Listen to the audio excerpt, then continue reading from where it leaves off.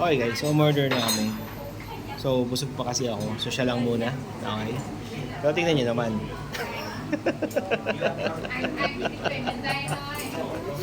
Okay, so yan, so solid. This is kebab. Okay, so kebab siya. Pagkatapos, meron siyang lime. Okay, garlic and chili. Pagkatapos ito, meron ito. So yan. So check pa niya kung paano kinakain yan. Kasi kahit ako di ko alam po. Ah, okay. Nilagay yung noodles. Oh, so ilalagay na yung noodles doon. Okay. So yan. Sige, let's see. Go. Tingnan natin yung dahon-dahon. Baka ito ilalagay din dyan.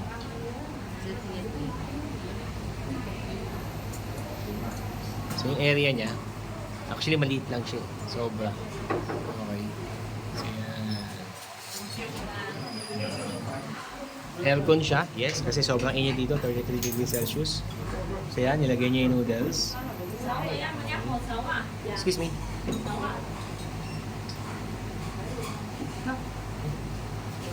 Paano yung gulay? Thank you. Okay. So, umorder ako ng dragon fruit plum. Okay, so yan. So, this is 25,000 dong. Masarap? Oh, so panalo daw. So talaga Michelin. Okay, mukhang gusto ko na rin umorder. Kaya mo ubusin yan? Dami. Hindi mo kaya ubusin? So hindi na niya kaya ubusin, okay? Pero sige, anong lasa? Masarap. Walang ganyan sa Pinas? Wala. Walang ganito sa Pinas. Tapos, nilagyan niya ng sili, okay. Maggulay ka, please. Maggulay ka.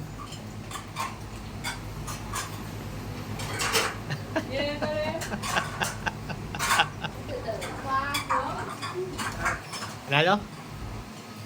Panalo? Masaya na ako. Okay. Testing natin itong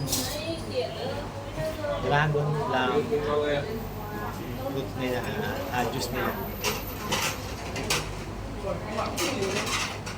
Masim-masim. Pagkatapos, wala.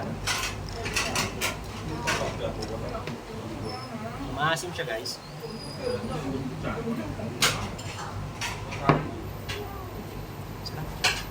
Okay siya.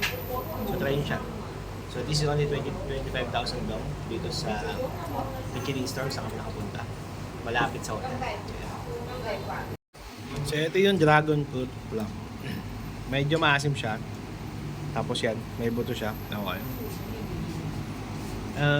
Manamis-namis na maasim yung dating niya. So, hindi ako sanay. Pero alam ko may napanood ako ganito kay Jessica Soho sa may bandang Pangasinan. Okay. Siya, may mga gulay. Hindi ka nagugulay, kumain ka nito. Okay. Oo. So, ganyan pala siya. Ihahalo siya dun sa binigay niya na kebab. Okay, so... Ang daming cucumber. So, marami daw cucumber. Okay. Ang lapit naman.